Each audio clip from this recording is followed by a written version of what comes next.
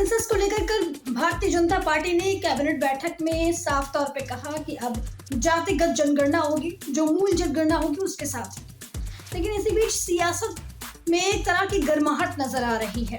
हर party चाहती है कि उसको इसका क्रेडिट मिले। जहां पर कांग्रेस कह रही है कि लगातार राहुल गांधी के संसद में मांग उठाने के बाद आखिरकार बीजेपी को झुकना पड़ा और कास्ट सेंसस करवानी पड़ी। वहीं बिहार में आरजेडी, लालू यादव, तेजस्वी यादव जैसे नेता भी लगातार कह रहे हैं कि उनकी बार बार डिमांड के बाद ही और बिहार में कास्ट सेंसस करवाने के बाद ही बीजेपी कहीं ना कहीं कास्ट सेंसस करवाने के लिए मजबूर हो गई। लेकिन इसी बीच AMIM के प्रमुख असदुद्दीन ओवैसी का बड़ा बयान सामने आया। ओवैसी ने कहा है कि कास्ट सेंसस उनकी मांग थी।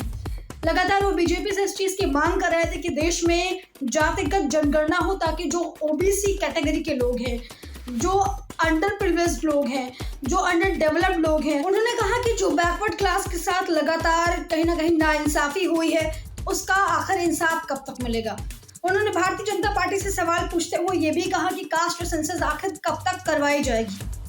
ओवैसी ने सीधे तौर पे कहा है कि वो कास्ट सेंसस का समर्थन करते हैं और साथ ही साथ ये भी कहा कि कास्ट सेंसस से उन तमाम लोगों को उनका हक मिलेगा जो कहीं ना कहीं बहुत ज्यादा बैकवर्ड है, जो OBC कैटेगरी से आते हैं, जिनका अभी तक कोई विकास नहीं हुआ है।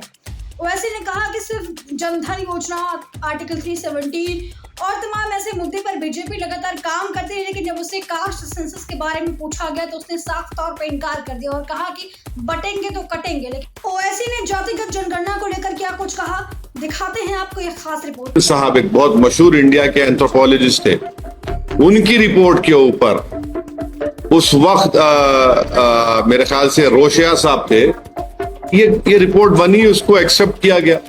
सर जो एक बात, पहले कास्ट सेंसस होना है, समझे ना।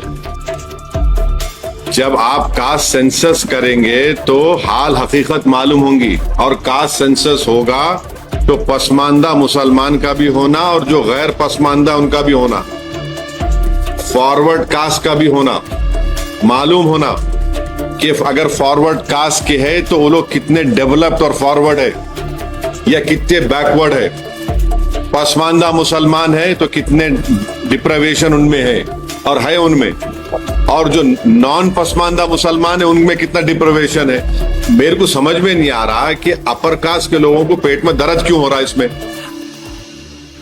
आप अपनी तकलीफ को, पेट के दर्द को, सर के दर्द को आप लाके मुसलमानों पे डालना चाह रहे, मत करिए। आपके सर का दर्द का इलाज आप खुद करिए।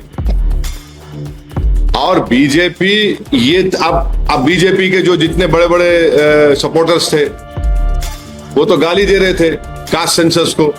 अब उनको क्या हो रहा, उनको तब उनको दिख गया मुसलमान। अरे छोड़ो भाई, अब तुम्हारा सर का दर्द का इलाज मैं कैसा करूंगा। मैं ये कह रहा हूं कि सबके दर्दों का इलाज कास्ट सेंसस है। आप कास्ट सेंसस कराओ, मालूम हो जाता ना।